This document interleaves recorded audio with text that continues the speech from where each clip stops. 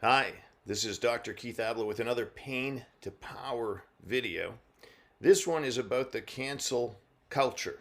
We're in this time in America, around the world really, where people are being canceled.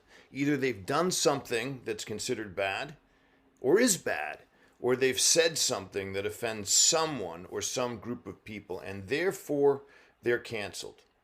Well, let's call this what it is. It's cyberbullying, and it's a metaphorical kind of homicide. It's destroying people because they either have made errors or because they've said something that's considered not politic. And so this is the modern day equivalent of being banished, but not just banished from a town or even banished from a country. You can be banished from the world because of Google and the rest of the internet that can label you forever. Listen, I've been the target of attempted canceling. I'm still here. But that takes some determination and a willingness to think about all the factors that are involved and respond to them. And it takes some access to media and some good fortune. Okay? But lots of people don't come back. And we've got to somehow oppose this cancel culture. It is a cancer. I'm telling you. This is the end of compassion. This is the end of what we recognize at Pain to Power as the pathway to reclaiming yourself.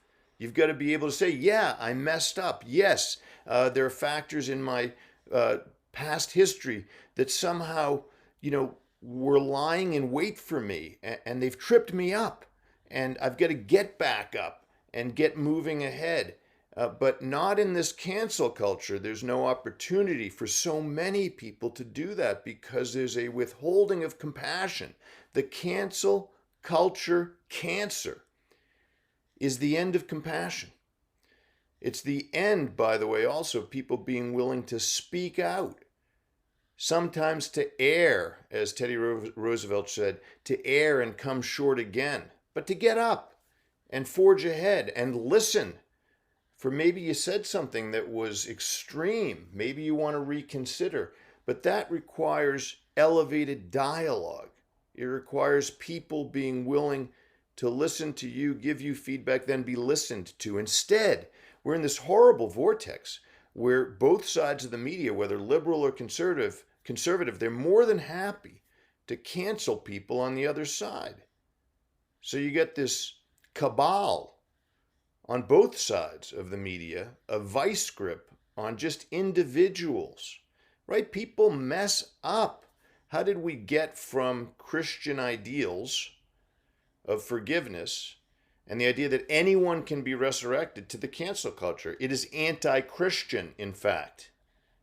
Or as Gandhi noted when he said, an eye for an eye just leaves the whole world blind.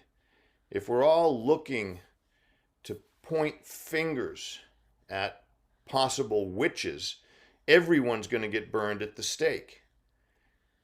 What would I do? Well, I think there needs to be a list of cancelers.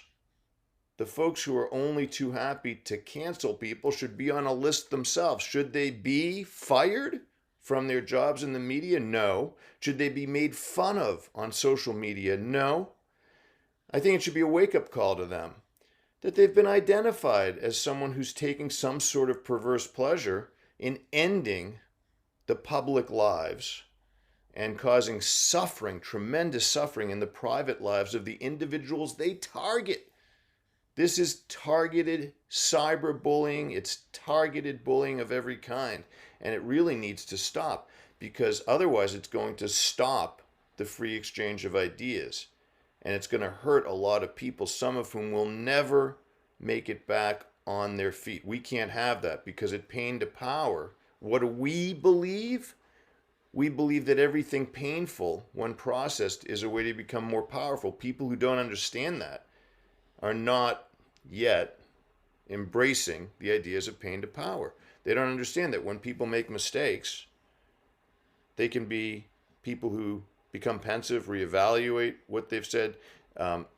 They may reiterate it.